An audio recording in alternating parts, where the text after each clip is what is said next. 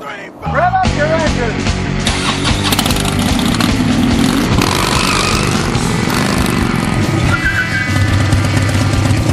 It's time for ScottyKilmer.com. If you drive a gasoline-powered vehicle, then you should realize that your vehicle runs on controlled explosions.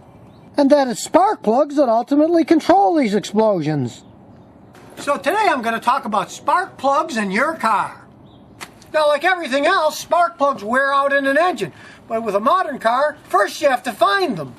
Well, on this modern Toyota, they're hidden under this cover, so let's take the cover off. We'll just take the bolts off and pull the cover out of the way.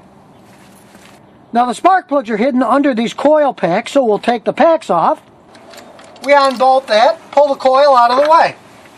Then pick up a spark plug wrench and socket and stick it in the spark plug hole and start unscrewing it.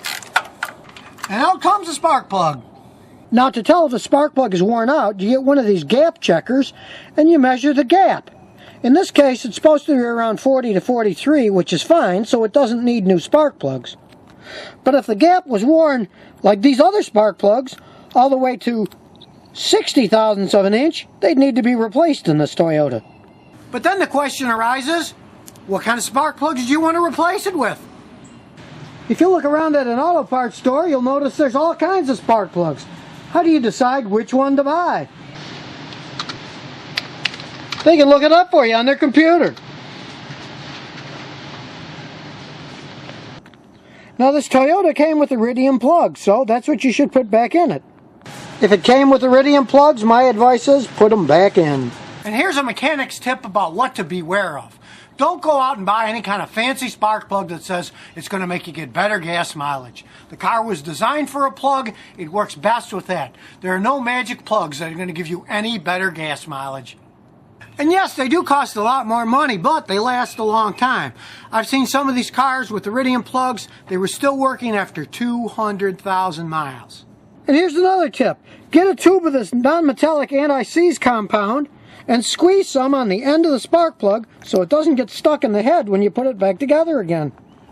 The last thing you want is your new spark plug sticking in the head, and the next time you take it apart, it won't come out. Now, when you're tightening the spark plugs in, you can either use a torque wrench, and in this case it's 14 foot-pounds of torque, and you tighten it until it clicks and it's tight, or if you've been working on cars a while, you can just use a regular wrench and just make it nice and snug. As soon as you feel the spark plug touch the head, just pull it a little bit until it's snug, and that's fine. To tell you the truth, I can't remember the last time I used a torque wrench when I put spark plugs in. I just use a regular wrench and make them snug.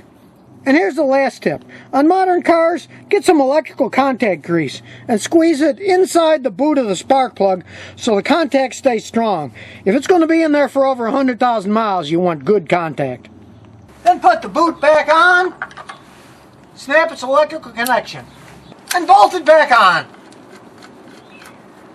And don't forget to put the cover back on. So now you know all about spark plugs and how easy it is to replace them. And remember, if you've got any car questions, just visit ScottyKilmer.com and I'll answer them.